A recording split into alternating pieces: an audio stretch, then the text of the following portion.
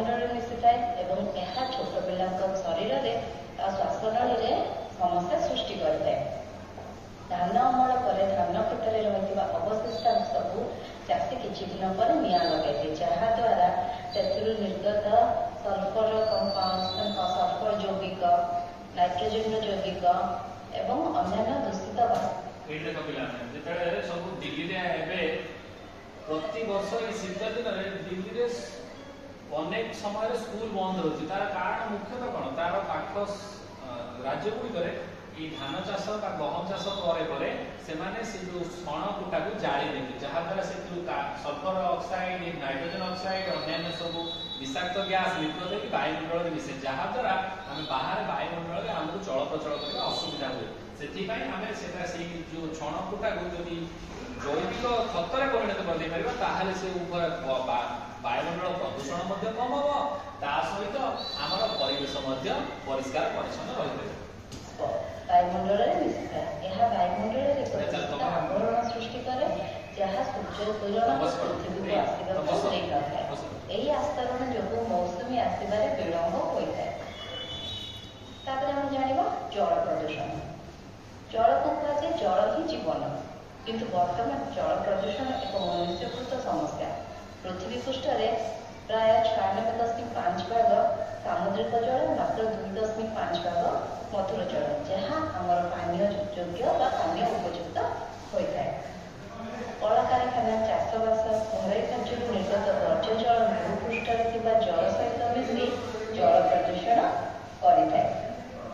ତାପରେ ଚାଷ ଜମିରେ ସାର ଓ କୀଟନାଶକ ଦ୍ରବ୍ୟ ବ୍ୟବହାର ଯୋଗୁଁ ଏହା ଜଳ ସହିତ ମିଶି ପ୍ରାଣୀ ଜଗତକୁ ପ୍ରବେଶ କରିଥାଏ, ଫଳରେ ଆମକୁ ବିଭିନ୍ନ ରୋଗ ହୋଇଥାଏ।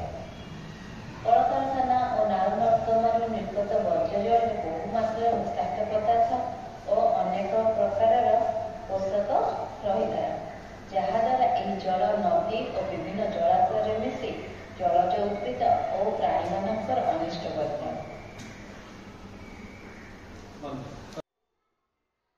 ପିଲାମାନେ, ଆମେ ଆଜି ଆମାଜନ ଫରେଷ୍ଟ ବିଷୟର ଏକ ସୁନ୍ଦର ଭିଡ଼ିଓଟା ଦେଖିବା, ଯୋଉଟାକି ଆମ ଓସେବା ତରଫରୁ ପ୍ରଦାନ କରାଯାଇଛି ଆମକୁ ଜିରୋ କଣ୍ଟେଣ୍ଟ ମାଧ୍ୟମରେ। ସେ ଭିଡ଼ିଓଟା ଦେଖିବା।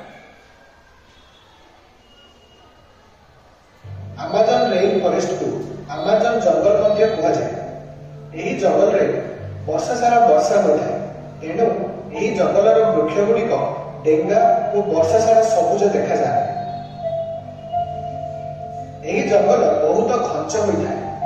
ଗଛ ଗୁଡ଼ିକ ପରସ୍ପର ସହିତ ଛନ୍ଦି ହୋଇ ଚାନ୍ଦୁଆ ପରି ରହିଥାନ୍ତି, ତେଣୁ ସୂର୍ଯ୍ୟରଶ୍ମି ଭୂମିରେ ପଡ଼ିପାରେ ନାହିଁ।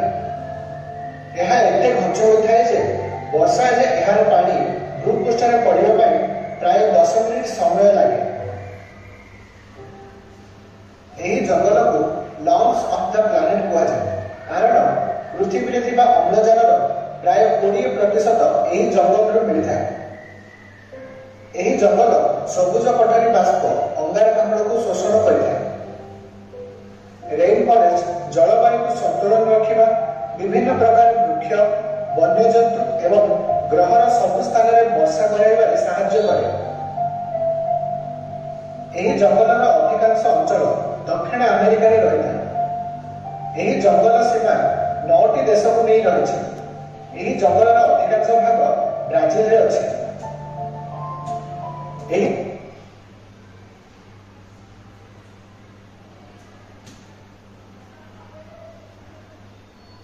ଜାଣିଲୁ ପିଙ୍କି, ଆଜି ଆମ ବିଜ୍ଞାନ ଶ୍ରେଣୀରେ ସାର୍ ଅନେକ ନୂଆ ଅଦ୍ଭୁତ ଜୀବମାନଙ୍କ ବିଷୟରେ କହିଲେ। ମତେ ସେ ସବୁ ଶୁଣି ବହୁତ ଖୁସି ଓ ଆଶ୍ଚର୍ଯ୍ୟ ଲାଗିଲା।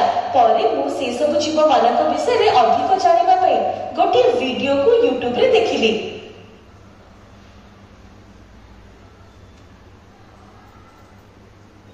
ପିଲାମାନେ, ଆଜି ଆମେ ଏହା ପାଠ୍ୟପୁସ୍ତକରୁ ବିଭିନ୍ନ ନୂଆ ପ୍ରସଙ୍ଗ ବିଷୟରେ ପଢ଼ିବା। ପ୍ରସଙ୍ଗଟି ହେଉଛି ପରିବେଶ ସମସ୍ୟା ଓ ଜଳବାୟୁ ପରିବର୍ତ୍ତନ।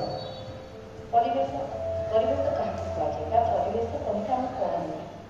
ସାଧାରଣତଃ ଆମ ଚାରିପାଖରେ ବା ଚତୁଃପାର୍ଶ୍ୱରେ ଥିବା ଜୈବିକ ଅଜୈବିକ ବସ୍ତୁକୁ ନେଇ ଗଠିତ ପରିସଂସ୍ଥାକୁ ପରିବେଶ କହିଥାଉ।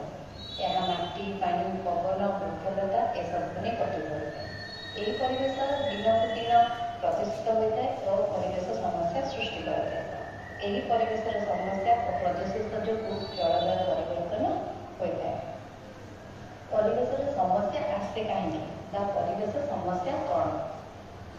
ପରିବେଶ ସମସ୍ୟା କହିଲେ ଆମେ ସାଧାରଣତଃ ପରିବେଶ ପ୍ରଦୂଷିତକୁ ବା ପରିବେଶ ପ୍ରଦୂଷଣକୁ ହିଁ ବୁଝିଥାଉ। ବାୟୁ ପ୍ରଦୂଷଣ, ଜଳ ପ୍ରଦୂଷଣ, ମୃତ୍ତିକା ପ୍ରଦୂଷଣ ଆଉ ନିର୍ମୂଷୀକରଣ ଯୋଗୁଁ ପରିବେଶ ପ୍ରଦୂଷିତ ହୋଇଥାଏ। ପ୍ରଥମେ ଆମେ ଜାଣିବା ବାୟୁ ପ୍ରଦୂଷଣ। ବାୟୁ ପ୍ରଦୂଷଣ କ'ଣ? ବାୟୁ ପ୍ରଦୂଷଣ ମୁଖ୍ୟତଃ ଯାନବାହନରୁ ନିର୍ଗତ ଧୂଆଁ, କଳକାରଖାନାରୁ ନିର୍ଗତ ଧୂଆଁ ଏବଂ ଜାଳେଣୀରୁ ନିର୍ଗତ ବାଷ୍ପ ଯୋଗୁଁ ହୋଇଥାଏ। ସହରୀକରଣ ଯୋଗୁଁ ଆମେ ଯେଉଁ ପ୍ରାକୃତିକ ସମ୍ପଦ ନଷ୍ଟ କରୁଛେ, ଯେମିତିକି ଜଙ୍ଗଲ, ଏହା ମଧ୍ୟ ବାୟୁ ପ୍ରଦୂଷଣର ଏକ ମୁଖ୍ୟ କାରଣ ଅଟେ।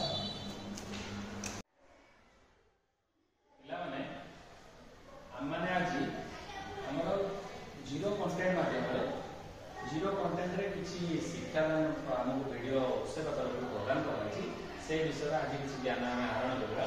ପ୍ରଥମେ ବଢ଼ିଆ ସୁନ୍ଦର ଭିଡ଼ିଓ ଦିଆଯାଇଛି ଭିନ୍ନ ଭିନ୍ନ ପ୍ଲାଣ୍ଟ ବିଷୟରେ, ଭିନ୍ନ ଭିନ୍ନ ବୃକ୍ଷ ବିଷୟର ଆଶ୍ଚର୍ଯ୍ୟଜନକ ଭିଡ଼ିଓ, ଆଶ୍ଚର୍ଯ୍ୟଜନକ ବୃକ୍ଷ ବିଷୟରେ ଦେଇଛି। সেই ବିଷୟରେ ଆମେ ଦେଖିବା ବର୍ତ୍ତମାନ ଭିଡ଼ିଓଟି। ସୁନ୍ଦର ଭିଡ଼ିଓଟେ। ଆଶ୍ଚର୍ଯ୍ୟଜନକ ଉଦ୍ଭିଦ ଜଗତ। ପୃଥିବୀ ପୃଷ୍ଠରେ ବିଭିନ୍ନ ପ୍ରଜାତିର ଉଦ୍ଭିଦ ଦେଖାଯାଇଥାନ୍ତି। ପ୍ରାୟ 3,20,000 ପ୍ରକାରର ଉଦ୍ଭିଦ ଅଛନ୍ତି। ଗୁଳ୍ମ, ଲତା, ବୃକ୍ଷ ଏପରି